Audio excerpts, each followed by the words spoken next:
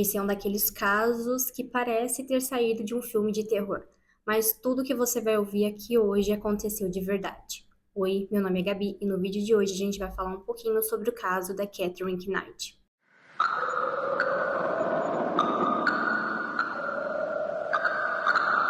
Catherine Mary Knight nasceu em 24 de outubro de 1955 em Tenterfield, na Austrália. Sua infância foi marcada por instabilidade familiar, mudanças constantes e um ambiente que muitos descrevem como disfuncional. Antes do nascimento da Catherine, sua mãe Bárbara era casada com um escocês chamado Jack. Juntos tiveram 4 filhos. Porém, durante esse casamento, Bárbara começou um relacionamento com um colega de trabalho do marido chamado Ken Charles Knight, que se tornaria o pai biológico da Catherine. Após a descoberta do caso extraconjugal e os comentários da pequena comunidade onde viviam, Bárbara e Ken deixaram a cidade. Os filhos do primeiro casamento permaneceram com Jack, mas mais tarde Bárbara teve outros 4 filhos com Ken, incluindo Catherine e sua irmã gêmea. Ao longo dos anos, a família mudou diversas vezes até se estabelecer em Aberdeen, na região de Nova Gales do Sul, na Austrália, onde Catherine passaria parte importante da sua infância. Em 1959, quando a Catherine tinha apenas 4 anos de idade, o Jack, o primeiro marido da sua mãe, acabou falecendo. Com isso, os filhos do primeiro casamento passaram a viver com a Bárbara e o Ken, fazendo com que a casa se tornasse superlotada. Ao todo, eram 8 crianças vivendo sob o mesmo teto, em um ambiente frequentemente descrito como caótico. O pai da Catherine, o Ken, era descrito como um homem alcoólatra e violento, que frequentemente agredia Bárbara até 10 vezes por dia. Enquanto isso, sua mãe compartilhava detalhes íntimos da sua vida conjugal com as suas filhas e demonstrava ressentimento em relação aos homens e ao relacionamento. Crescer cercada por violência, instabilidade e conflitos constantes acabou marcando profundamente a infância da Catherine. Catherine alegou ter sofrido situações de abuso durante a infância envolvendo diferentes membros da família, com exceção de seu pai, até aproximadamente os 11 anos de idade. Em meio a esse ambiente difícil, ela parecia ter poucas pessoas em quem confiar além da sua irmã gêmea. Uma das pessoas com quem ela mantinha um forte vínculo era o seu tio Oscar, descrito como um dos poucos familiares por quem demonstrava carinho e afeto. Em 1969, ela sofreu outra perda que abalaria profundamente: a morte do seu tio, uma das poucas pessoas com quem mantinha um vínculo forte. Segundo relatos, ela ficou devastada. Anos mais tarde, ela passou a afirmar que o tio continuava presente mesmo após a morte. Segundo seus relatos, acreditava ver o fantasma dele e dizia que a sua presença ainda o acompanhava. Já na escola, ela era conhecida por ter um comportamento difícil. Colegas e conhecidos a descreviam como alguém agressiva, imprevisível e com explosões frequentes de raiva. Aos 15 anos, abandonou os estudos e começou a trabalhar. Primeiro conseguiu emprego como cortadora em uma fábrica de roupas, mas não demorou para encontrar o que mais tarde descreveria como o trabalho dos sonhos, um abatedouro local. Foi lá que começou cortando vísceras de animais. Segundo relatos, chamou a atenção dos supervisores pela habilidade com a faca e a sua rapidez no trabalho, sendo promovida posteriormente a desossadora. Com um novo cargo, ganhou também seu próprio conjunto de facas de açougueiro. Ela gostava tanto do conjunto de facas que mantinha pendurado acima da própria cama. Segundo ela, costumava dizer que se algum dia precisasse se defender, as facas estavam ali a seu alcance. Em 1973, conheceu um colega de trabalho chamado David Kellett. David tinha problemas com bebida e pouco tempo depois os dois iniciaram um relacionamento. Não demorou para que o casal ganhasse uma certa fama na cidade.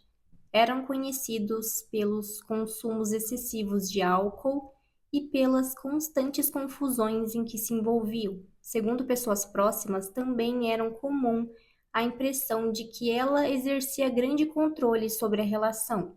Em 1974, os dois se casaram. O casal chegou à cerimônia em uma moto, mas a noite de núpcias acabou tomando um rumo inesperado.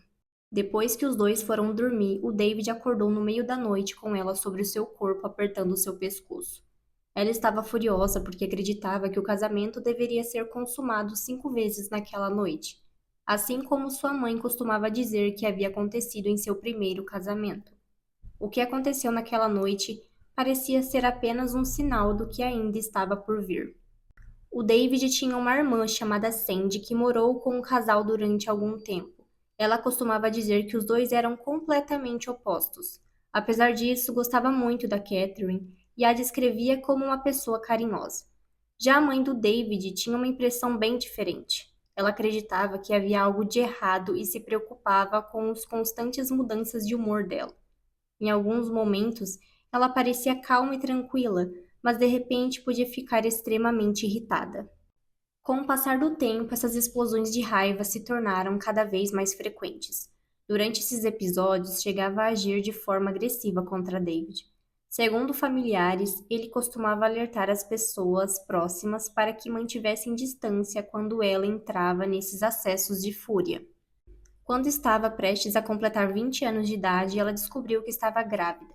Nessa época, passou a desconfiar que David tivesse tendo um caso extraconjugal. Em maio de 1976, nasceu Melissa, a primeira filha do casal. Mas a chegada da bebê não trouxe paz ao relacionamento. As discussões continuaram e as crises de ciúme e raiva se tornaram cada vez mais frequentes. Algumas semanas após o nascimento da filha, durante mais uma briga, ela pegou uma garrafa de cerveja quebrada e tentou atacar o David. Cansado das agressões e dos constantes conflitos, ele decidiu ir embora e fugiu para outra cidade acompanhado de outra mulher. Ao descobrir que David havia ido embora com outra mulher, ela ficou completamente furiosa. Pouco tempo depois, ela foi vista empurrando o carrinho da filha pelas ruas de forma agressiva, jogando o carrinho de um lado para o outro. Testemunhas descreveram a cena como algo assustador e acreditavam que ela havia perdido o controle. Preocupados com o comportamento dela, algumas pessoas acionaram a polícia. Como consequência, ela foi encaminhada para um hospital psiquiátrico. Lá, ela foi diagnosticada com depressão pós-parto. Ela recebeu medicação e passou por tratamento. No entanto, a internação durou apenas algumas semanas. Pouco tempo depois, ela já estava de volta em casa. David ainda não havia voltado para casa e ela continuava tomada pela raiva.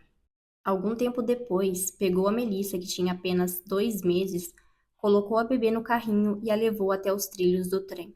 Foi então que um homem chamado Ted, que estava nas proximidades, percebeu o que estava acontecendo. Ao ver o carrinho sobre os trilhos, correu em direção à criança e conseguiu resgatar ela segundos antes da passagem do trem. A polícia foi acionada mais uma vez. Após o ocorrido, ela foi novamente encaminhada para o hospital psiquiátrico e foi liberada no dia seguinte. No dia seguinte, ela procurou uma vizinha em um estado de desespero. Disse que a Melissa estava muito doente e que precisava de ajuda para levá-la ao hospital. Preocupada, a vizinha reuniu alguns dos seus filhos e foi até a casa dela para ajudar. No entanto, ao entrar na casa, uma das filhas da vizinha acabou se tornando alvo de um novo episódio de violência. Armada com uma faca, ela perseguiu o adolescente pela casa e chegou a ferir seu rosto. Em seguida, manteve várias pessoas sob a ameaça e exigiu ser levada até a casa da mãe do David. Sem saber como reagir à situação, a vizinha concordou em levá-la. Durante o trajeto, porém, disse que precisava deixar um dos seus filhos em um posto de gasolina por causa de uma crise de asma. Foi nesse momento que o garoto conseguiu pedir ajuda. A polícia foi acionada e, mais uma vez, ela acabou sendo encaminhada para um hospital psiquiátrico. Enquanto isso, David tentava seguir em frente com sua nova namorada. Mas o relacionamento não durou muito tempo e os dois acabaram se separando. Ao saber das inúmeras internações da Catherine, ele decidiu voltar junto com a sua mãe. Resolveram ajudá-la durante aquele período difícil. Os dois também tentaram dar uma nova chance ao casamento. Por um tempo parecia que as coisas estavam melhorando, mas a tranquilidade durou pouco. Não demorou para que ela voltasse a apresentar comportamentos agressivos e David começou a sentir medo dela. Até que um dia o David chegou em casa um pouco mais tarde do que o normal após participar de uma competição de dardos. Assim que ele entrou pela porta, Catherine atingiu a cabeça dele com uma frigideira. O golpe foi tão violento que causou uma fratura no crânio dele. Mesmo ferido, ele conseguiu correr até a casa de um dos seus vizinhos para pedir ajuda, mas não demorou para ele desmaiar. Ele foi levado às pressas para o hospital. Depois de algum tempo internado, David finalmente voltou para casa, mas o que encontrou por lá mostrou que a situação estava longe de melhorar.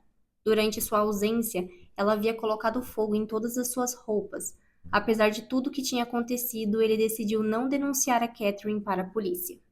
Em 1980, ela deu à luz a sua segunda filha, Natasha. Nessa época, David trabalhava como caminhoneiro, o que fazia com que passasse dias longe de casa. A ausência dele parecia alimentar ainda mais os ciúmes dela. Com o tempo, Catherine passou a acreditar que ele tinha outra família. Até que um dia decidiu ir embora. Pegou suas coisas, reuniu as suas filhas e voltou para Aberdeen, onde passou a morar novamente com seus pais. Pouco tempo depois, o casamento chegou ao fim. De volta à cidade natal, ela retornou ao trabalho no abatedouro, mas não demorou para que um acidente a afastasse da função. Após se machucar, passou a receber uma pensão por invalidez. Em 1986, ela conheceu um minerador chamado David Sanders, que também tinha problemas com álcool. Ele tinha um cachorro e os dois acabaram indo morar juntos na casa dela. Mas o relacionamento começou a ficar cada vez mais complicado. As brigas eram frequentes e os comportamentos agressivos dela deixavam a convivência ainda mais difícil. Até que David percebeu que aquela relação não teria futuro e decidiu terminar. Só que durante uma discussão, ela teve um acesso de raiva e acabou tirando a vida do cachorro do David na frente dele. Depois desse episódio, o David tentou se afastar, mas ela não aceitava o fim do relacionamento e passou a ameaçá-lo. Em junho de 1988, Catherine teve uma filha com David. Quando a bebê tinha alguns meses, ele decidiu comprar uma casa maior para a família, tentando recomeçar. Mas as coisas não melhoravam. As discussões continuaram e em um momento David decidiu se afastar. Ele disse que iria visitar um amigo em outra cidade, mas na verdade aproveitou a oportunidade para fugir e começar uma vida longe dela. Os dias foram passando e sem notícias do David, ela acabou seguindo a sua vida e começou outro relacionamento. Mas como já tinha acontecido antes, a relação também começou a ficar complicada por causa do comportamento agressivo dela. Desse relacionamento nasceu mais um filho, mas pouco tempo depois, ela deixou esse homem e as crianças para trás e foi morar com outro homem com quem já tinha um caso. Esse homem era John Price, um homem de 38 anos. Eles se conheceram em 1993. Ele era pai de 3 filhos e ainda era casado, mas acabou deixando a esposa para ficar com Catherine. Ele também tinha problemas com bebida. No começo, os dois pareciam se dar muito bem e até tinham uma relação tranquila. Uma das filhas do John chegou a dizer que eles pareciam felizes e que nunca viu os dois brigarem. Mas isso não durou muito. Com o tempo, as discussões começaram e a relação ficou cada vez mais complicada. Os dois passaram a ter brigas frequentes e as filhas do John começaram a perceber marcas nele e ficaram muito preocupadas. John chegou a comentar com um amigo que queria que a Catherine saísse da casa dele, porque ele não aguentava mais as crises de raiva e as brigas constantes. Até que um dia ela descobriu que no testamento do John ele deixava tudo para sua ex-esposa e os filhos. Isso deixou Catherine furiosa e ela começou a pressionar ele para que desse $10.000 para ela ir embora e deixar ele em paz. John se recusou, então ela decidiu tentar prejudicar ele de outra forma. Ela pegou uma câmera e gravou algumas coisas que John teria levado do trabalho sem autorização. Depois enviou o vídeo para o chefe dele, e por causa disso, John acabou perdendo o emprego. No mesmo dia, John expulsou a Catherine da casa dele e ela voltou para a casa dos seus pais. Mas alguns meses depois, os dois acabaram reatando o relacionamento. As filhas do John passavam boa parte do dia na escola e nesse tempo Catherine ficava sozinha em casa. Ela começou a passar muitas horas assistindo filmes de terror, principalmente aqueles mais violentos. John chegou a deixar ela decorar uma parte da casa do jeito que ela queria. Ela colocou vários objetos que chamavam a atenção: chifres, machados e crânios de animais espalhados pela decoração. Em 1999, Catherine estava com 44 anos e o relacionamento dos dois já estava longe de ser tranquilo. As brigas eram cada vez mais frequentes e a Catherine parecia desesperada com a ideia de ser abandonada. Em um domingo, os dois tiveram uma discussão tão intensa que a polícia precisou ser chamada. No dia seguinte, o John foi trabalhar e contou aos colegas o que tinha acontecido. Ele chegou a mostrar alguns hematomas e ferimentos que, segundo ele, haviam sido causados por Catherine. Já na terça-feira, o John disse ao chefe que pretendia ir até a polícia e ao tribunal para pedir uma ordem de restrição. Ele estava com medo dela e queria manter Catherine longe dele e dos seus filhos. Segundo pessoas próximas, ele chegou a comentar que temia que ela pudesse fazer algo contra ele ou contra a sua família. Mas havia um problema. Ele ainda precisava esperar cerca de 3 semanas para conseguir a audiência no tribunal. Os amigos de trabalho chegaram a aconselhar o John a não voltar para casa naquele dia e passar a noite em algum lugar seguro. Eles estavam preocupados e acreditavam que ele corria perigo. Mas o John respondeu que não podia fazer isso. Ele estava com medo de deixar os seus filhos sozinhos com a Catherine e decidiu voltar para casa mesmo assim.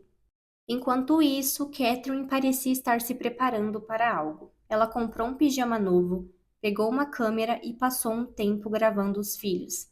Nas imagens, parecia abraçando, beijando e dizendo o quanto os amava. Para algumas pessoas, aquelas gravações parecia a espécie de uma despedida. Mais tarde, ela voltou para casa. O John já estava dormindo, Catherine assistiu um pouco de TV, tomou banho e algum tempo depois foi para o quarto. Durante a madrugada, ela atacou John enquanto ele dormia. Ele ainda tentou fugir e chegou a correr em direção à porta da frente, mas não conseguiu escapar. Catherine foi atrás dele e chegou a dar 37 facadas nele. Depois do ataque, ela arrastou o corpo dele para dentro de casa. Em seguida, saiu do local. Foi até um caixa eletrônico usando o cartão bancário do John, sacou cerca de $1.000 e retornou para casa. Depois de tirar a vida do John, ela passou horas dentro da casa. Em seguida, ela fez algo que faria até mesmo os investigadores mais experientes ficarem chocados. Ela retirou a pele do corpo do John e a pendurou em um gancho de carne na sala da casa. Não satisfeita, também mutilou o corpo e utilizou algumas partes para preparar uma refeição com legumes e batatas para os filhos do John. Ao lado dos pratos, deixou bilhetes com o nome deles. Ela também chegou a cozinhar a cabeça dele junto com legumes como se fosse uma sopa. Tudo isso aconteceu durante a madrugada. Na manhã seguinte, o John não apareceu no trabalho, seus colegas estranharam imediatamente, já que ele era conhecido por ser pontual e costumava chegar cedo todos os dias. Uma vizinha também percebeu que algo estava errado. Ela estava acostumada a ver o John sair de casa no mesmo horário todas as manhãs, mas naquele dia o carro dele continuava na garagem. A preocupação começou a crescer e um dos amigos do trabalho do John contatou o chefe, e os dois decidiram ir até a casa para verificar se estava tudo bem. Ao chegarem, bateram na porta várias vezes, mas ninguém respondeu. Alguns vizinhos se aproximaram para ver o que estava acontecendo, mas a casa continuava em silêncio.